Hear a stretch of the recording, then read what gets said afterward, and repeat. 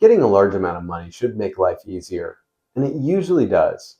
But I've watched sudden wealth leave people worse off than they were before it showed up, and almost nobody warns them about that part. Maybe it's an inheritance, a lottery win, a lawsuit settlement, maybe selling a business or signing your first big professional contract. However it arrives, the opportunities feel limitless on day one. But a big number showing up in your bank account can actually make lifetime financial security harder to reach, not easier. Today I'm going to walk you through the 4 pitfalls I've watched trip people up over and over, including one that has nothing to do with spending and costs people more than all the others combined. Then I'll give you the 4 things I'd do if a windfall ever landed in my lap. Let's start with the pitfalls. Pitfall number 1. Sudden wealth feels bigger than it really is. Picture this. You're 52 and you inherit $2 million. Then you buy the house, pay off the debt, pay the taxes, help out your family, and raise your annual spending permanently. Suddenly, what's left may not be enough to provide lasting security. And here's the hard part to accept. A one-time windfall can't necessarily support a permanently upgraded lifestyle. Even substantial wealth disappears quickly when your spending goes up and stays up. Pitfall number 2. Your lifestyle adjusts faster than you expect. A nicer house, a new car, an expensive vacation, helping your kids. These are all good things. But look at what comes with them. Property taxes are higher on the nicer house. Maintenance on a luxury car costs far more than on a Toyota or a Honda. And after a week with an ocean view, it's tough to rough it with a garden view a block off the beach. We hear a lot about lifestyle creep, but sometimes it isn't creep at all. It's a lifestyle leap. One big jump into a much more expensive life. Pitfall number 3. A bad day at work becomes your last day at work. I love my job. Owning a business is a huge blessing, but it's still pretty normal to have a bad day. You do get paid to be there for a reason. Almost everyone has parts of their job that they don't love. But here's where the problem shows up. When your bank account is suddenly swollen, a bad day at work can quickly turn into your last day at work. You feel secure, so you decide you don't have to put up with how your boss or your customers treated you. And just like that, your bank account is now paying your salary, draining years earlier than it should have. So watch out for this one. Don't let your bank account make your employment decisions. I've watched a version of this happen more than once. Someone comes into serious money, and within a month or two, a job they've held for almost 20 years is gone. Not because they planned it, but because they had a bad week and suddenly felt like they didn't have to stay. A few years later, they're updating a resume they thought they'd never need again. Pitfall number 4. Other people start making plans for your money. This is the big one, and it's the one that costs people the most. If you receive a large amount of money, keep the news to yourself as long as you possibly can. Most people are perfectly capable of spending their own money. You don't need help spending yours, because here's what's coming. You'll be approached for loans that will likely never be repaid. You'll be asked to invest in businesses. Not shady businesses necessarily, but not the kind you can look up on a stock exchange. Maybe your brother-in-law's restaurant, a friend's startup. And then there's helping a family member buy a home they couldn't afford on their own. Suddenly, the lifestyle leap isn't just yours. Your friends and family get to take advantage of it too, thanks to you. I could keep going on the pitfalls, and I probably will in another video, but right now, let's get to the good news.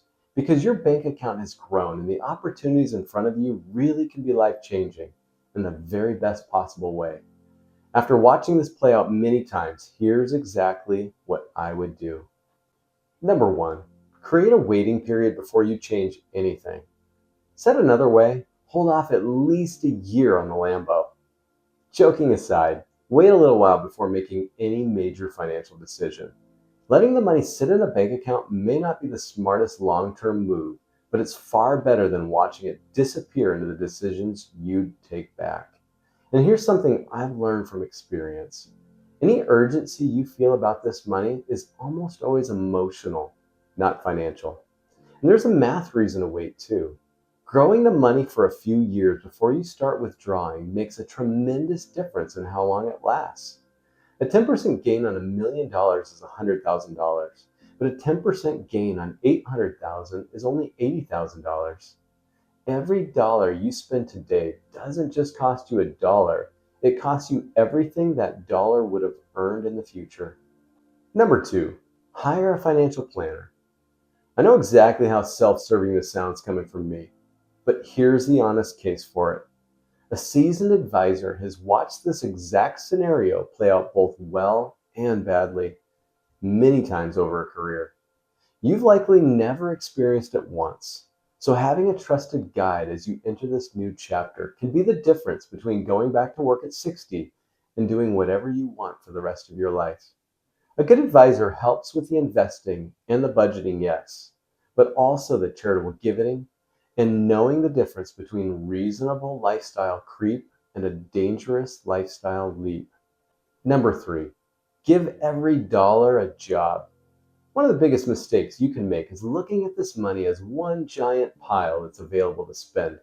Instead, separate it into jobs. Some of it is for long-term security, protected, invested, providing income for the rest of your life. Some is available to improve your lifestyle. Some might be set aside to help your children or other family members, and some might be for charitable giving. And yes, some of it should be money you're allowed to enjoy right now. This is where a financial plan becomes incredibly valuable because it answers the questions you can't answer on a napkin. How much can I spend today without jeopardizing tomorrow? How much can I give away? How much income can this realistically produce? How much has to stay invested? Once every dollar has a job, you don't have one enormous account that feels limitless. You have money for security, money for generosity, money for opportunity, and money for enjoyment. And here's the part people don't expect. This actually gives you permission to spend some of it without guilt, because you already know that the rest of your future is protected. Number four, actually enjoy it. After everything I've just said, I don't want you to walk away thinking the answer is to lock it all in an investment account and never touch it. That's not the point. If you receive a life-changing amount of money, it should change your life. Pay off your debt. Take your family on a great vacation. Upgrade your house if you can truly afford it. Take the job where you get to give back instead of the one that pays the most. Give generously. Create experiences and opportunities that weren't possible before. Money is a tool. There's nothing wrong with using it to make your life better. The goal is never to eliminate lifestyle creep.